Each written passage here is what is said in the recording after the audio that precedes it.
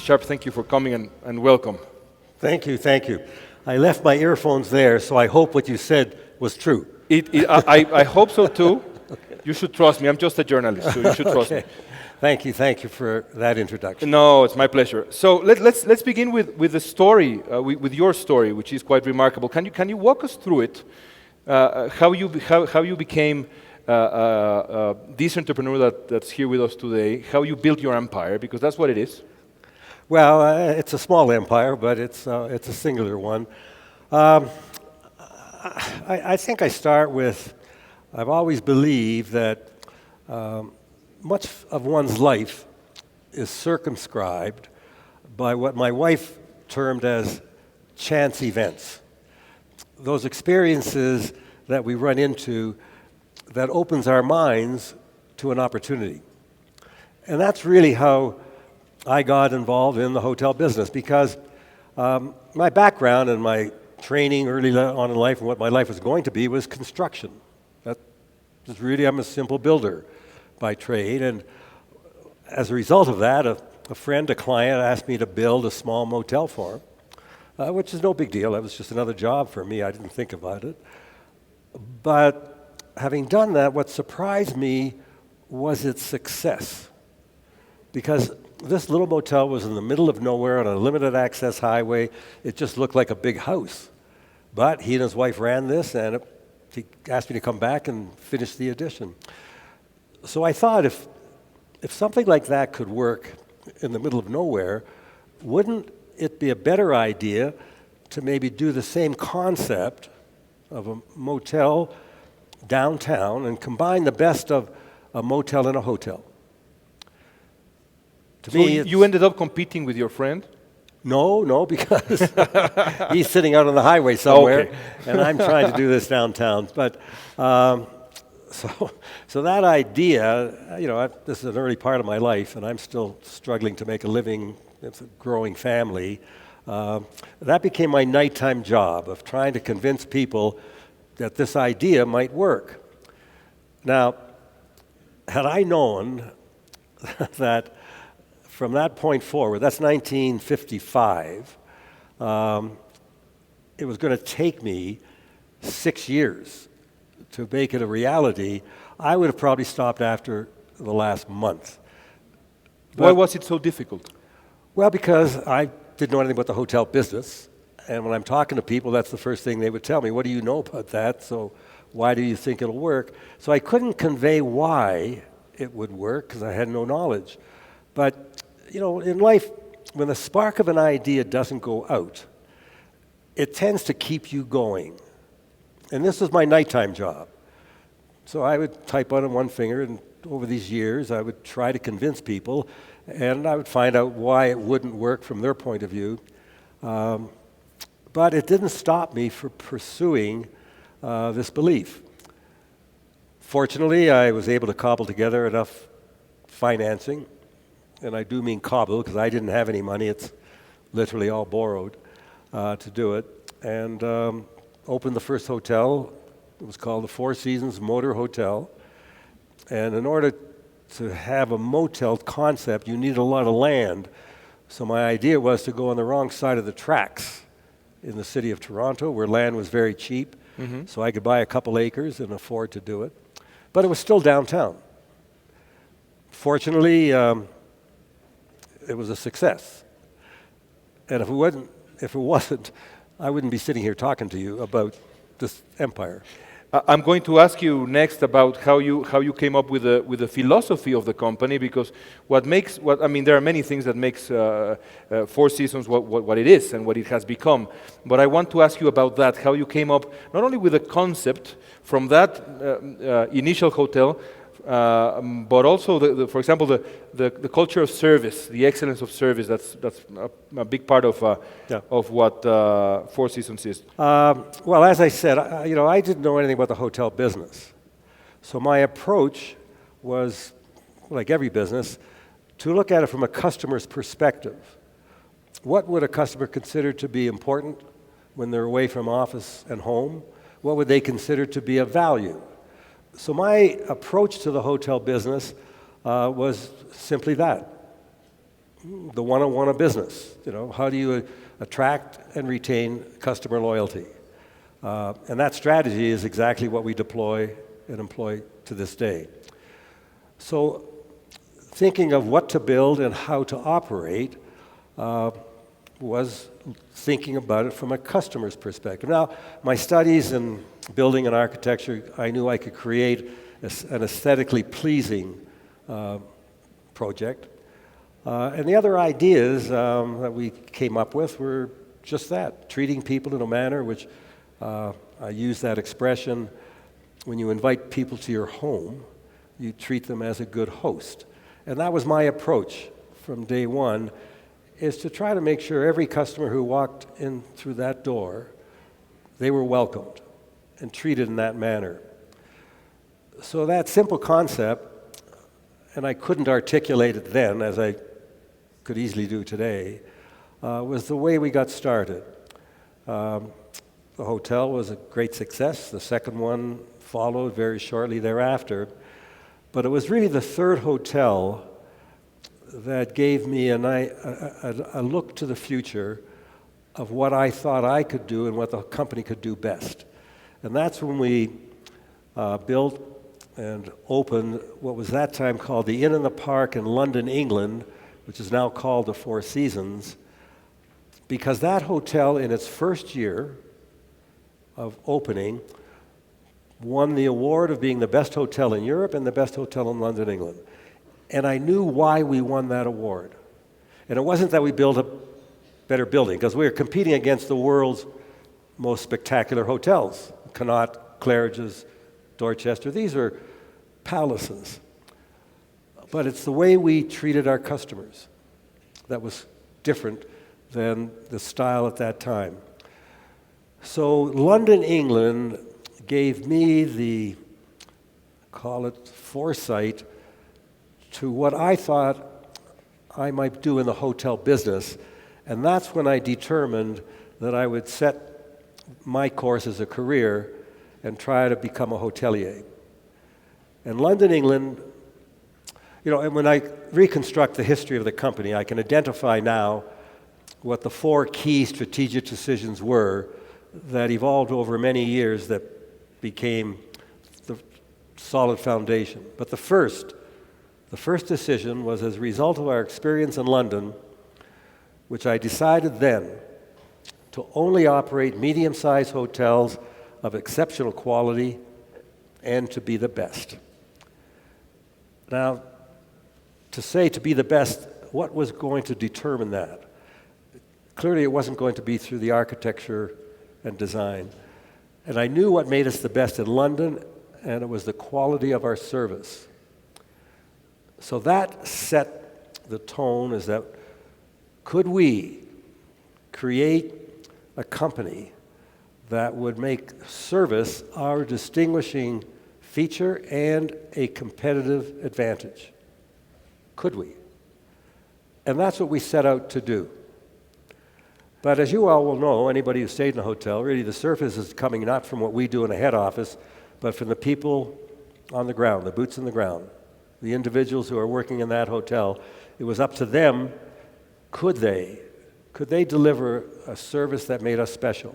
And if I may say so, one mistake, like in the restaurant industry, one mistake, and you lose not only one customer, one client, but many others, because word of mouth travels quickly. How did you and how do you manage to convey the importance of respect, service, hospitality in such a large organization to convince the employees? Well, as I mentioned, if we were going to make the quality of our service special, we had to rely upon our people. So that meant we had to give our people what they needed. What were the tools they needed to really deliver on that promise? And that set, for me, a very clear message. When we set out to say, could we create a highly motivated, competent workforce based on an ethical credo, the golden rule? That was a theory, could we? But what has happened through the practice of that theory the actions of people over the next 10, 15, 20 years has proven that theory to be a fact. So that simple, probably one of the most single profound statements of the golden rule, do unto others as you would have them do unto you, treating people with the respect, trust, and dignity they deserved. So that was how we set out to deal with our people. No compromise on those principles. Mm-hmm. And people embrace that. And over the years, from day one, we have hired people who are based upon that simple value system. People who believed it, who were brought up that way, and really would enjoy working in an environment that they had the respect of their peers and of the seniority. So that simple formula, there was nothing else we had to tell our people. Use your common sense. Our customers are what we're expecting them to deliver on this promise of exceptional service consistently. And over the years, that has become the bedrock of the company. Do you think the rest of the industry has followed your lead in a way? I mean, now service is probably the highest value, I think, in the hotel industry in many ways. No, I mean, it's really the way they treat the customer is again probably like the most important value. Do you feel like you led the way? I think we did, but every hotel, every company tries to do good service. It's just part of every company's wish is to treat their customers in a manner which would be respectful. But it's not what you do some of the times. It's what you are prepared to do all of the time.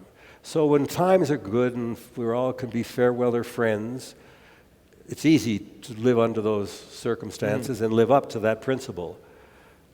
But it's when times aren't good, what do? Do you stand by that principle of living up to what you've promised, or do you compromise and use call it the economy and the experiences that everybody's going through as an excuse to not live up to that very simple formula? So over the years, that's what I said. It's not something that you can send out as a memorandum. We are now going to make sure we give good service. That only comes from a culture of a company. Conviction, no? Conviction is the right word. And a belief that this is what will work. And living up to that belief through the good and bad times. And it's in the worst of times that you earn that respect of your employees, because when you do live up to it, they then buy into it for life. What's the most difficult moment you have gone through in this few decades? Well, there've been a lot of them. I think if I go back in the early years of the company's history, those were the most difficult because we were least prepared to deal with them. And each one has led to an opportunity, as I mentioned. Chance events give you an idea. And I guess the first one was, going back in the early days of the company in 1974, 5, and I was building a hotel that we were owning, and our responsibility was to, the cost of that construction, and the cost just went through the roof. Inflation just took the cost of construction way beyond what would make this an economic, a reality. So I was faced with a very difficult situation with the partners who I was going to lease this hotel from, but fortunately, they, on a handshake, made a commitment to say, if you finish this hotel as you promised, we will then consider adjusting our arrangements. So on a handshake, I went ahead and spent money I didn't have to finish this product the way I had committed. They lived up to that handshake, rewrote the business deal, so we all came through it not unscathed, but lessons well learned. But that experience set the business model for Four Seasons thereafter. When I knew then I could not afford to continue to build and own hotels because the costs were unknown. So I decided to change that model and turn the company into a management company that we would still take an ownership of one that I could afford and an ability to reduce that ownership if costs dictated me to have additional investment. And that became the beginning of what Four Seasons is now today, a management company. Mm-hmm. We do still have ownership in minor portions of real estate, but we are financially protected on the downside. So that was an expensive experience, mm-hmm. but it, again, opened up the opportunity to change the business model.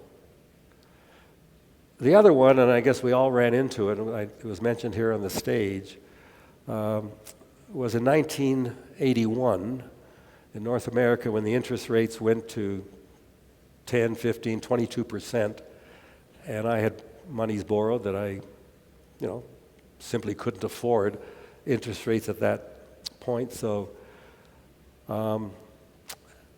had to make a decision of how was the company going to get through this, and the only way we could get through that was to ask the bank to hold back on what I would have to pay back at this time and to continue to lend me more money to get through this downturn.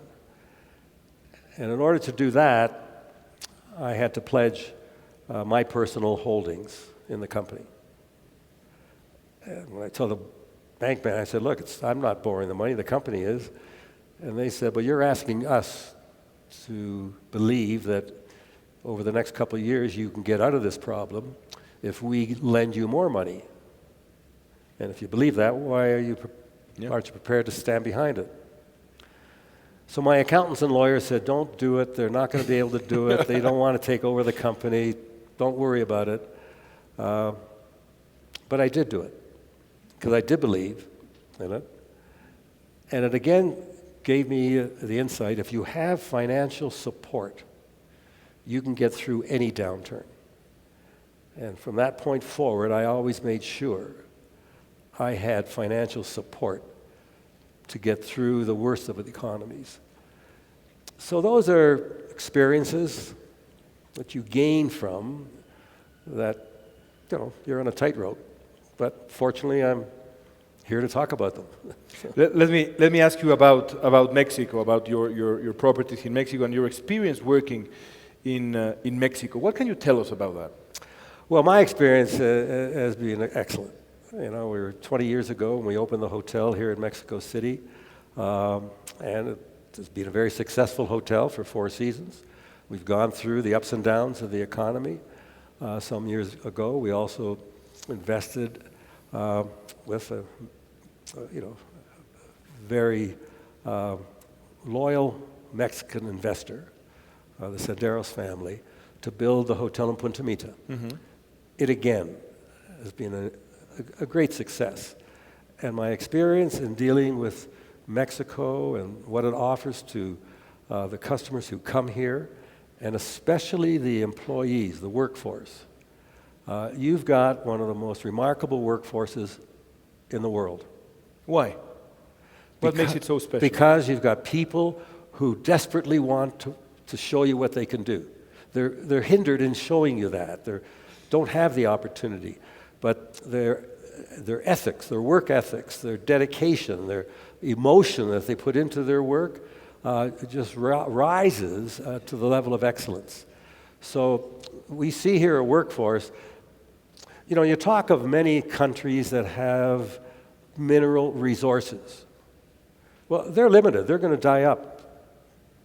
You've got the greatest resource that any country needs are your people. And that resource keeps growing. So to me, it's, how do you develop the infrastructure, the manufacturing, the opportunities that give people a way of life.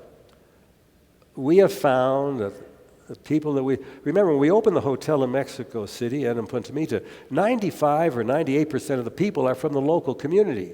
You know, we bring in senior people, but we hire most of the people from the local community, as we do in every city.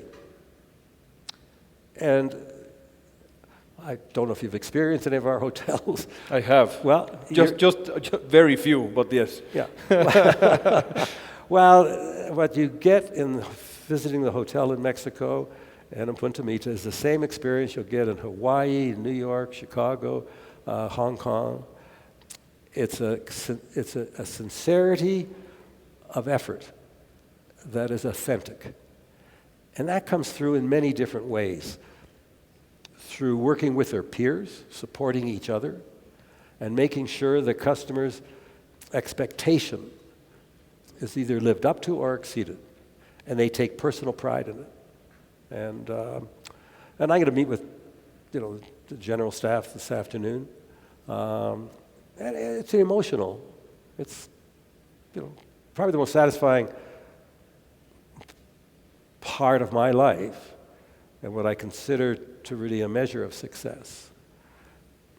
The numbers of people whose lives have been enhanced because of the success of the company. And today we have over 45,000 employees worldwide. And I would venture to say that most of them would say that their lives have been better served by having this opportunity to work with the company. If you had to choose one thing that Mexico could do to become an even more attractive destination for investors in this particular industry, in tourism, what would it be? Well, I think you are doing it. I'm not sure it's getting the proper acceptance because, you have a Minister of Tourism in Mexico City. You've got a very strong Minister of Tourism in the government. And the more they can do to talk about the positive sides of what Mexico has to offer, because there's such rich history here in Mexico City and around the country. People go to Europe and they talk of visiting London, Paris, Rome, talk about the ancient cities. Well, you've got as much ancient historical history here in Mexico City, but it's a message that doesn't get through so easily. So I think more that can be, and now with social media and the use of technology, there should be ways of, flooding the different countries with the positive things that are happening in Mexico. Unfortunately, you get all the other things that keep getting the headlines. But you've got everything in Mexico that business people come here for or tourists come for. One of the best climates worldwide. You've got oceans and sea that people want when they're coming for leisure activities. And you've got interesting facilities historically for people to visit. And you've got the workforce that makes every person's experience a memorable one. And those memorable experiences are really the word of mouth that builds credible, responses. So I would just say continue to maximize, feature the positives. You've got so many of them in Mexico and the opportunities for other foreign investors. Mm-hmm. Because when you have a workforce that is so capable, that should encourage other companies to think of how do we open up businesses here, whether it's manufacturing or other types of industries. So what you're saying is that this cycle of violence that we've seen in Mexico hasn't been so much of a problem, but rather the narrative of this violence, the perception of the violence has hurt more than the violence itself. Yeah, it's, violence occurs in pockets, but it's not happening all around the country. But that small pocket of violence gets exploded onto all the television newscasts. So it becomes more of the perception. But like most things, if it's out of the news, it's out of people's minds as well. So the fact that that happens, you have to accept it, deal with it, then move on to what you have to offer, which is much more than that. And And I think people, if the news stops talking about what's wrong and starts talking about more what's right, that perception can maybe rise to the top. You mentioned, I mean, from a businessman perspective, that your favorite thing about Mexico is our workforce. But not as a businessman, just as a tourist, as a man in love with this country who knows it well, what's your favorite place, your favorite memory? I was thinking maybe of that impossible par 3 you have there in Punta Mita, in which, I mean, I lost like 10 golf balls when I first played. But it was horrible and humiliating. But what's your favorite memory when it comes to Mexico? Well, I'll turn the question a slightly different way. Please do. Because I get this question asked in a different way when I visit hotels, and they say, which is your favorite hotel worldwide? And my answer has always been, the hotel I'm in is the favorite of the day, because I've played a role in creating every four-season hotel. So today, my experience in the hotel down in Mexico City will be my memorable part of Mexico, because all the history that's gone into creating that hotel and the emotion of the people participating in it. And today I was walking through the house with Jose and, going through the housekeeping department, and the housekeepers were there all waving flags and dancing and wanting to express how pleased they are about working. Well, that makes my experience memorable, to see what's happening. That hotel is 20 years now. So coming to Mexico, it's been always a pleasurable experience for me. I came way before I was in, building hotels here just as a guest in Puerto Vallarta. So I think, as I said before, the experiences dealing in business, with the business people, and with the people that I work with, becomes my most memorable in Mexico. Well played, well played.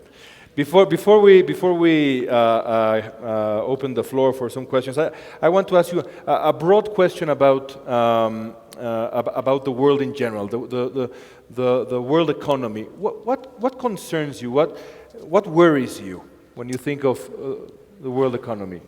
Well, we've always got pockets around the world, the Middle East, Africa now. That's a serious problem, but it's contained, it's there. I don't think that's going to have an effect in business terms in other parts of the world in any major way, and that will, I think, slowly abate, and they'll solve that problem. I think the experience we all went through in 08-09 is lessons well learned, because I don't think we'll go through that again. I think that caused the world to shudder, and we all felt that, and on the threshold of another Great Depression. So that put us back. I think we as a company, it's taken us 5 years to get back to where we were, but we are back, and business is moving forward. So I see the global economy as a wide open opportunity for businesses in many fields. And I think some of the speakers you had today talking about the future and the changes that are going to occur. I think our industry is, it's one of the world's largest, employing more people than any other single industry, and has great growth potential of well over 4%. So there will always be problems, and as a global company, we will always have a problem. But they're isolated to those areas. We just opened our second hotel in Russia. Well, we didn't expect Putin to be doing what he's doing, so the hotel is suffering because of... I hope it's not in Ukraine. No, we're right on Red Square. Wow. When you walk out of your front door, you're touching the Kremlin. So the hotel is going to have a remarkable success. And I think what's happening now there will slowly be corrected, and Russia again will open up. So India, China, Latin America, I think these emerging countries that were one time called emerging are now part of the global enterprise. So I don't see a global problem happening that affects industries or business or ourselves.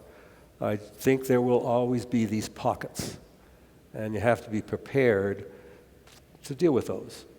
And that's, I think, the lesson we all learn in business is highly leveraged companies will have difficulty.